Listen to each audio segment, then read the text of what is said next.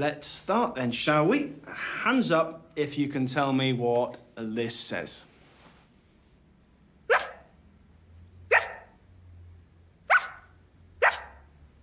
What does it say?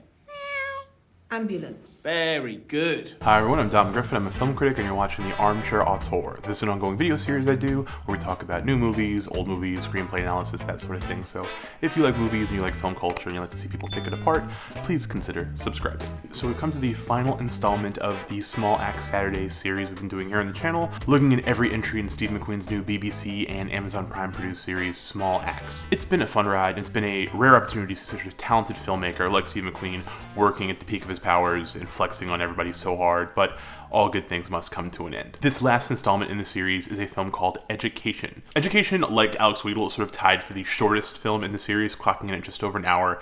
And I know I say this in almost every one of these videos, but I sort of think this one's my favorite. The film follows Kenya Sandy as young Kingsley Smith, an imaginative boy who loves to draw, loves space, and wants to be an astronaut. Unfortunately for Kingsley, he's of West Indian descent, living in the 1970s when the British school system had adopted an unofficial policy of routing students, both ones with genuine learning disabilities and just brown kids they couldn't be bothered with, into special schools designed for what they called the educationally subnormal. So when we meet Kingsley, he's clearly a bright boy with a lot of potential, but one who has difficulty reading, and one who, though he acts out in the same way all little boys do, is demonized by teachers and shipped off to one of these alternative schools. Only the school isn't a school at all, but essentially a children's kennel where kids the system deems unworthy are left to run around and scream with only intermittent, dispassionate supervision from adults who could only generously be described as educators. Initially, the stigma of going to one of these schools alone seems horrific for Kingsley, as he struggles to impress upon his overworked mother, Agnes, played by Charlene White, how bad this could be on him. But the more time we spend at the new school and see just how horrendous it truly is,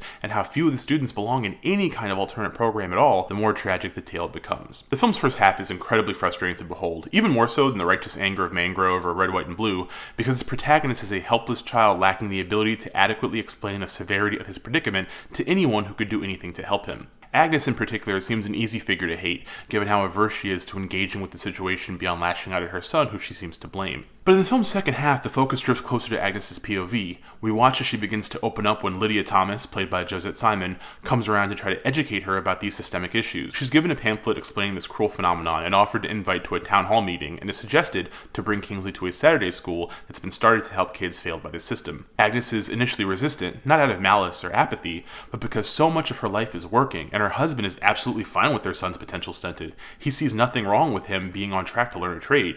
But the film's emotional climax comes when Agnes decides she's going to fight for her son, in a painful moment where Kingsley, who has spent the whole film trying to hide from or sidestep his considerable issues with literacy, breaks down while trying to read aloud to his mother. This moment, coupled with a scene where Kingsley's sister has to read the pamphlet about subnormal education aloud to their father, and we can see him react to the literature specifically describing Kingsley's likely future as the one he himself has had to live, will just destroy you when you see them. The film to me is so powerful because, like the best McQueen work, it captures strife and pain and frustration so acutely, but as seems new to his overall style, Education, like the other Small Axe films, is imbued with a genuine sense of hopefulness, an inspiring respite from the struggle that isn't dissatisfying to watch. There's a scene where Kingsley attempts to run away from his new special school and is intercepted by Hazel, a psychologist and former teacher played by Naomi Ackie, who is working with Lydia Thomas to infiltrate these subnormal schools so they can help these lost children. Her performance is small, and she's only in a few scenes, but she brings such life and compassion to the role. It makes for a startling and affecting juxtaposition from the other careless adults in Kingsley's life, particularly in the extended sequence when one of his teachers plays an awful acoustic rendition of the Animals' House of the Rising Sun, treating his students as little more than a forced captive audience to his amateurish noodling.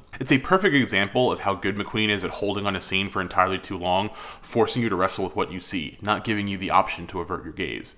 Education feels like the most important of the films in the Small Axe series, not just because of how personal it is for McQueen, wrestling with his own upbringing and trying to better understand the perspective of his own parents, but because the systemic issues explored here are foundational. It's the bedrock of the overall experience being explored in the other films in the larger project, feeling sort of like the fourth season of The Wire distilled into a single hour of cinema, with all the thematic underpinnings that entails. Although the film ends on a hopeful note for Kingsley, perhaps he really will grow up to be an astronaut, or like McQueen, grow up to be a great artist, even that optimistic note is poisoned by the inherent knowledge of how many kids didn't make it out of that system, of how many parents were too overworked to read those pamphlets, and who the system decided an awful future for that they have no chance of escaping. Honestly, that bittersweetness is characteristic of why I love the Small Axe series so much and why I'm so bummed to see it finally end. That said, it was an incredible ride while it lasted. All 5 films are out now. They're all available. You can binge them in a row if you want to, although I do think giving a little bit of distance between them is probably a smart move. But they're out. You can watch all of McQueen's Small Axe series on Amazon Prime or on BBC, whatever, and like you have options. You should see these films. I also have a playlist that'll link at the end of the video that has all the reviews I've done so far, all 5 of them. So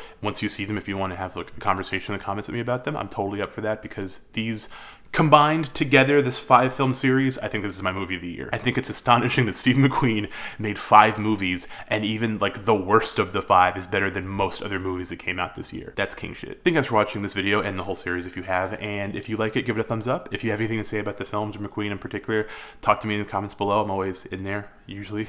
And if you haven't subscribed, subscribe, hit the little bell icon to get notifications when I put out new videos. And yeah, I hope you guys are doing well, being good to each other and yourselves, wearing your masks, all that jazz. I'll see you guys in the next one. Bye.